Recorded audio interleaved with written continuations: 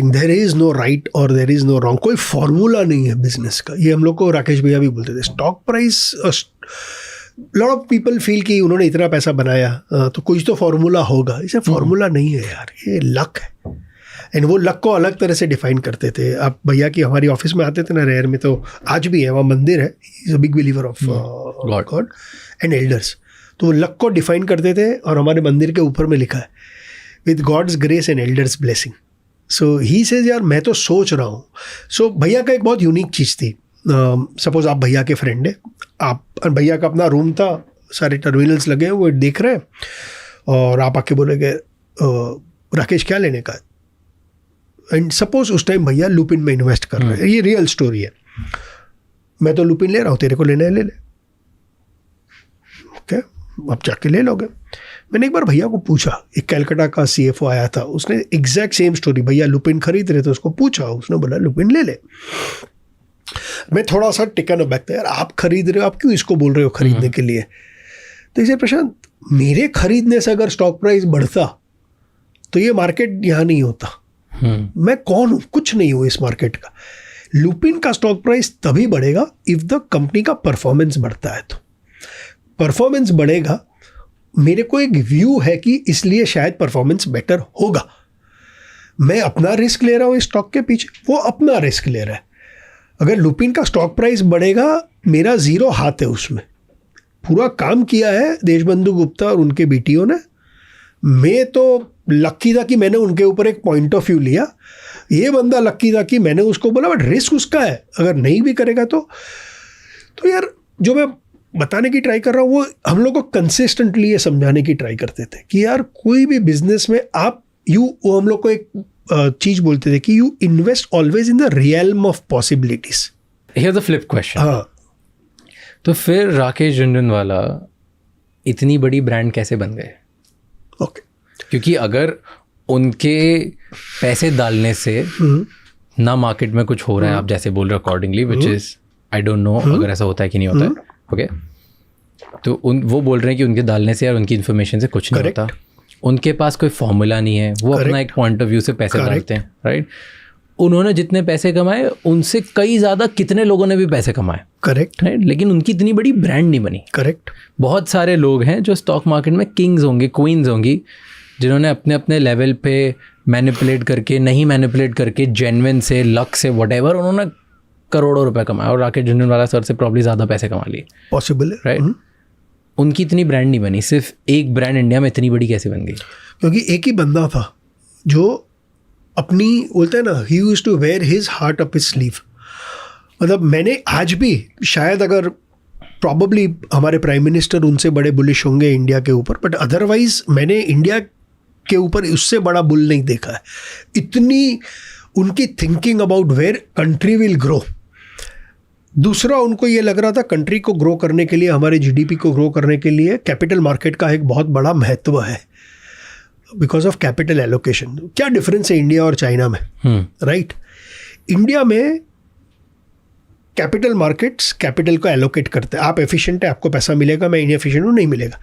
China, because it is autocracy, state allocates capital, right? तो कोई फ़र्क ही नहीं पड़ता, इसलिए चाइना की बैंक की बैंड बजी हुई है। इंडियन कंपनी जो निफ्टी की, जो हमारी टॉप 100 कंपनीज है, has the highest ROEs amongst any companies in the world, because market is allocating capital. If you are efficient, you will get capital, you will start becoming more and more efficient. Bhaiya would go and educate Indian investors. He was the first person who will go on CNBC and he will talk about India's structural story, why everybody should believe in India, why everybody should talk about, why everybody should invest in Indian stock markets. And he used to tell people, investing is not a part-time job. It's a full-time profession. तो ये tips के पीछे मत भागो. Tips are injurious to wealth. Sorry. Be a long-term investor. You don't invest your capital. Give it to mutual fund guys. वो professionals है, उनको आता है. Wealth कहाँ से बनी, आपका question, right? So भैया के 2 business models है. एक है trading. Trading से उनका capital बनता था, उनकी wealth बनी है investing से. Amongst the very, very few people I have seen in my life who can build a wall between trading and अगर आप एंड इन्वेस्टिंग, अगर आप हमारी रेयर की ऑफिस में आएंगे तो हमारे 10 कमांडमेंट्स ऑफ ट्रेडिंग है भैया के और 10 कमांडमेंट्स ऑफ इन्वेस्टिंग है. They are not formulas, commandments है. सो जब वो ट्रेड करते हैं उनका माइंडसेट अलग होता है. वो कभी भी डे ट्रेडिंग नहीं करते, वो कभी भी वीक ट्रेडिंग नहीं करते हैं. वो निफ्टी आज नहीं लेते कल बेचने के लिए. उनका निफ्टी का एक व्यू होता है, वो व्यू बनता है basis countries growth, what is happening versus the result. अब निफ्टी देखेंगे तो निफ्टी के अंदर में 30 कंपनियां हैं. वो 30 कंपनियों का नफ़ा है. जब आप निफ्टी का EPS कैलकुलेट कर सकते हो, निफ्टी एक PE मल्टीपल पे ट्रेड करती है. आज as we are speaking Nifty is trading at, and stock market 1 year forward पे ट्रेड करता है. आज Nifty is trading at about 18 times FY25. अब निफ्टी में हर एक कंपनी के मार्केट कैप को एक वेटेज दिया जाता है. फाइनेंशियल्स के पास 35% वेटेज है, कंज्यूमर के पास 18% वेटेज है. फॉर एग्जाम्पल, ये हर एक बैलेंस शीट को स्टडी करते थे निफ्टी 30 कंपनीज की. आज तो क्या बोलूँ भैया है नहीं. भैया को आप 30 कंपनी की P&L balance sheet cash flows के बारे में पूछ लो निफ्टी की. यहाँ पर हम लोग 8 जन थे रिसर्च में, हम लोग 8 जन से ज़्यादा राकेश भैया पढ़ते थे एवरी डे. ठीक है. Now basis all the macro information coming, he is starting to make a view कि यार.